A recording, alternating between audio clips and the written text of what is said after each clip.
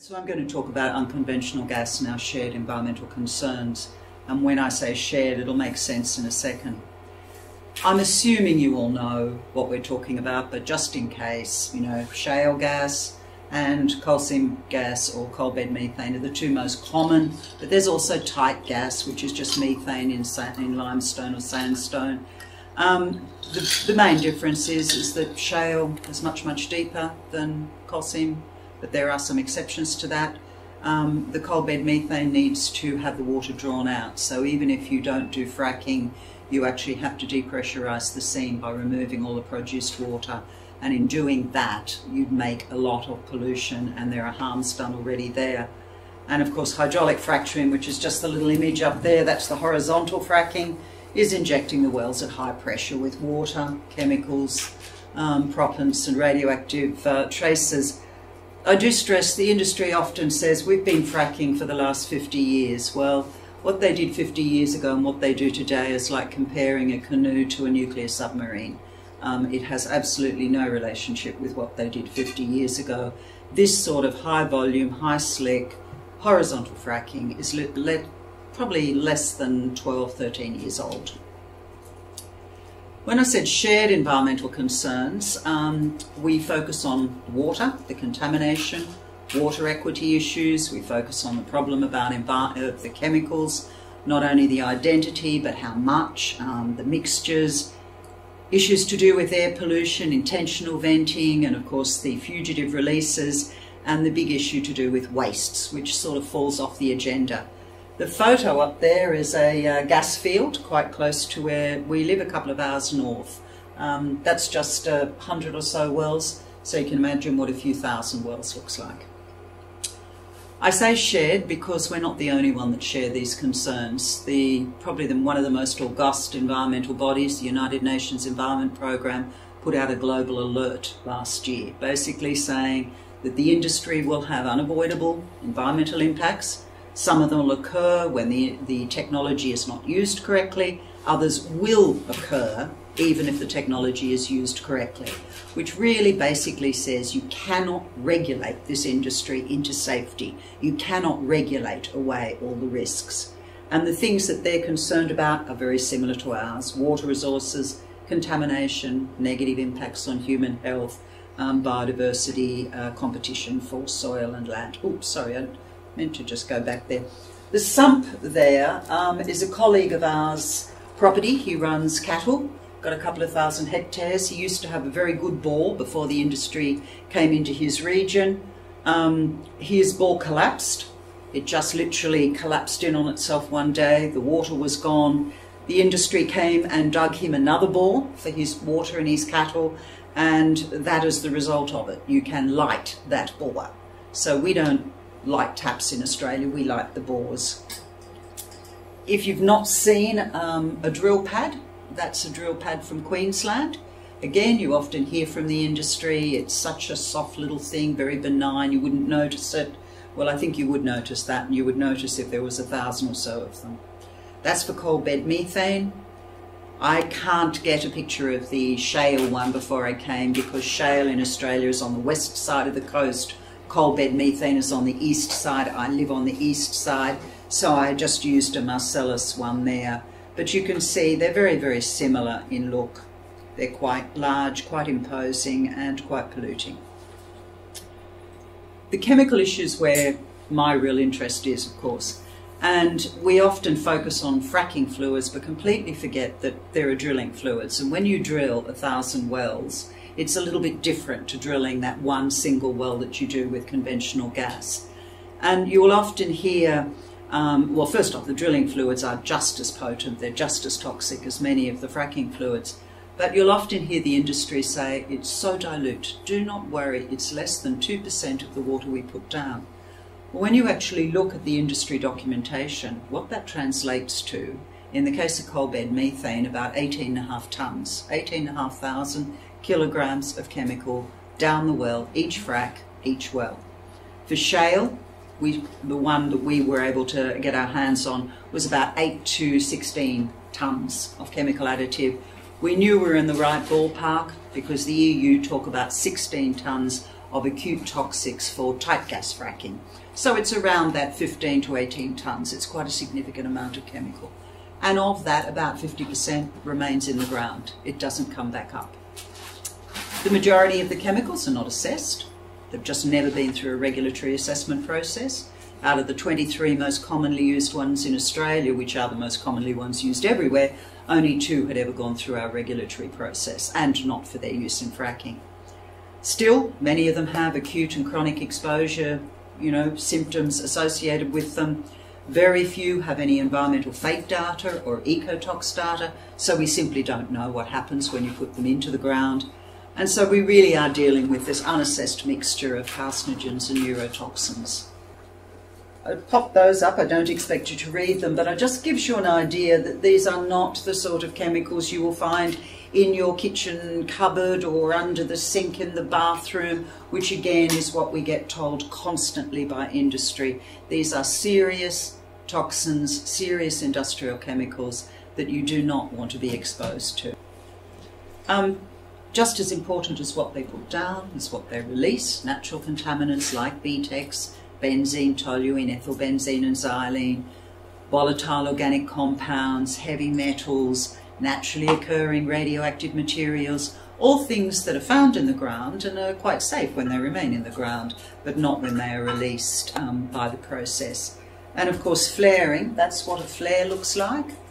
Wherever there is a gas field, there will be flares. As the head of iGas just said recently in the media, it's not a case whether we will or we won't flare, it's just simply industry practice.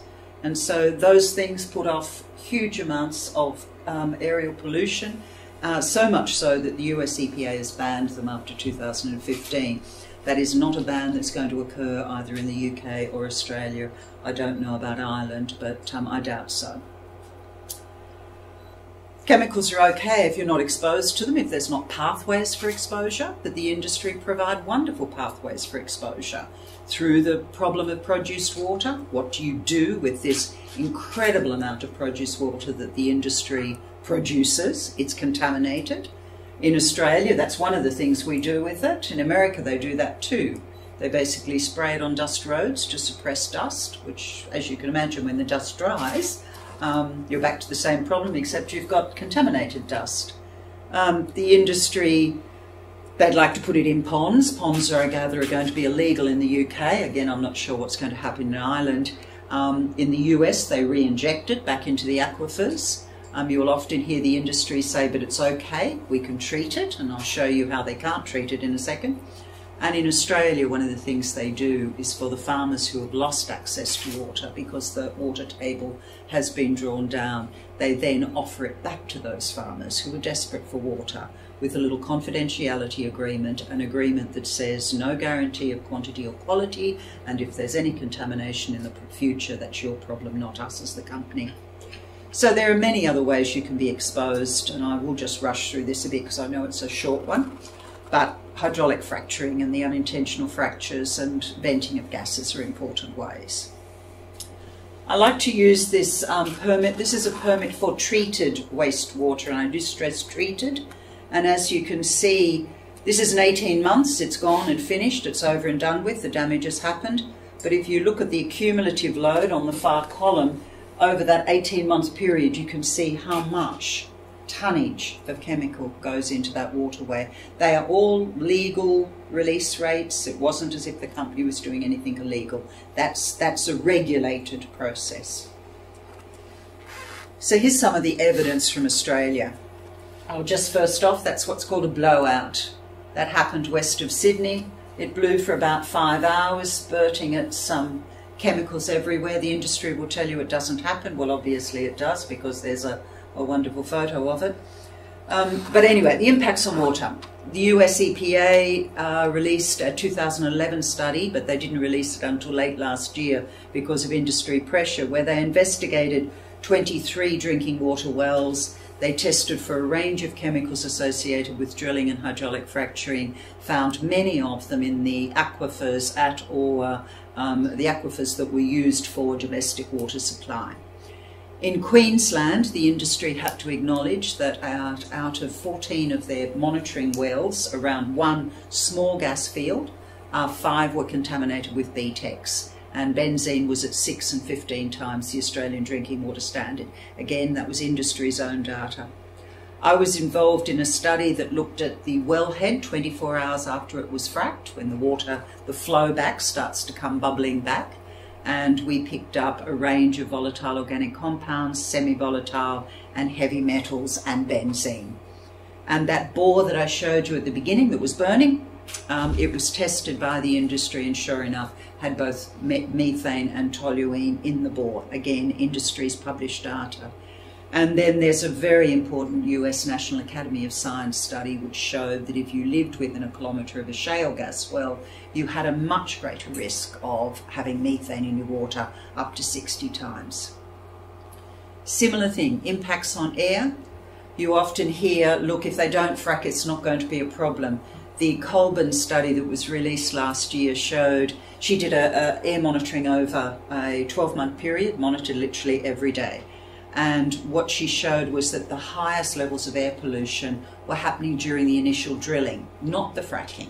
So when they say we're just going to come in and do a little bit of exploratory work, we're just going to do some drilling, that is of as much concern as the hydraulic fracturing. And certainly the Colburn study found many very hazardous air pollutants. In our own area, the Queensland Tara gas fields, there was a very important study from Southern Cross University where they have shown that for radon, carbon dioxide and methane, the levels are 3 times higher within the gas fields than outside the gas fields. A good relationship, a significant relationship with the number and the proximity of wells, but they have also shown how the actual gases are moving through the soil structure into the air because of the disturbances of the pressure, because of the removal of the produced water for the coal bed methane. And we were involved in some air sampling around that Tara estate where a lot of people live, or 38 families live. It's sort of small rural holdings. People have moved there hoping to find their little bit of paradise. Instead, they found air pollution and some illness, which I'll just mention in a sec. That study, the testing has been done by government, industry and ourselves, and we've all found exactly the same results. So again, it really highlights what this industry can do for air pollution. We've also picked up chlorofluorocarbons, Freon 1.1 and 1.3, which were chemicals banned under the ozone work done in the 80s. We're not suggesting the industry is using these chemicals illegally. We suggest that they are being made as byproducts because of what is going into the earth. And the Queensland government did a wellhead safety program where they found 120 of 400 wells was leaking methane. The photo there is of the Condamine River, and I've got a better one here, which is simply bubbling methane. About 6 or 7 months ago, there has been fracking, not really close, but within a couple of kilometres of it. The river started to bubble methane. It now bubbles methane along quite a long kilometre stretch, number of kilometres. We believe that the base of the river has been, the integrity of the base of the river has been breached, hence why these bubbles. Again, industry and government said it's all very natural, but the farmers who farmed along there for all their life and all their parents' life say they have never seen it before, and these are quite significant levels of methane. So I'll just end on some health impacts, which I think is where a lot of this leads us to, the real impact of this industry, which is on public health. US in 2012, McKenzie published a paper in the US, which is the only proper risk assessment ever done for this industry, and it showed that if you lived within a half a mile of a well, you had a greater risk of neurological and respiratory problems and a greater excess lifetime cancer risk. However, if we come closer to home and we go back to that same Queensland Tara community, of the 38 households, 60 are showing symptoms. This is adults and children. They sound not serious symptoms, but these are severe headaches, severe nosebleeds, severe paresthesia, to the point where we actually were able to force the Queensland government into doing a health report. And although it was reported as clean bill of health for coal bed methane, actually the report said that there was some evidence that some of the residents' symptoms were being caused by some of the contaminants from the wells. These symptoms are very, very similar to a Pennsylvania study, which was on shale, which gives you an idea that when it comes to air pollution, they're pretty much on par. And the Pennsylvania study also showed it was affecting animals and livestock as well. The chinchilla one, I think, is an interesting one. That was a group of farmers who had noxious smells, noxious odours around their farms. They complained to the industry because they were having breathing difficulties. The industry turned up and offered them a air conditioner and a confidentiality agreement. And good Australian style, they told them what they could do with both of them, which quite isn't repeatable.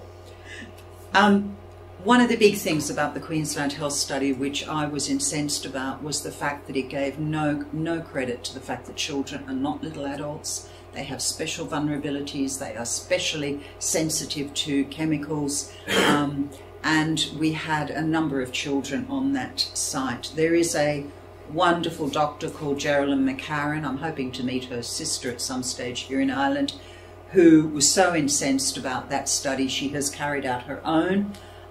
She is particularly concerned about the children. There are 17 under the age of 5.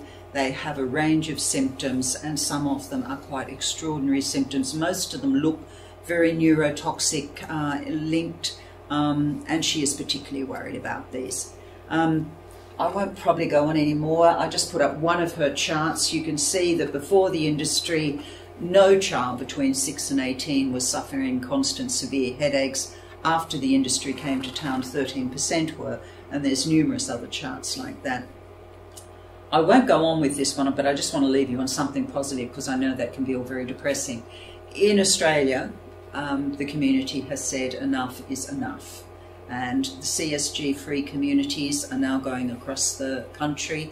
It is the fastest, the Lock the Gate Coalition is the fastest growing coalition in Australia, social movement in Australia.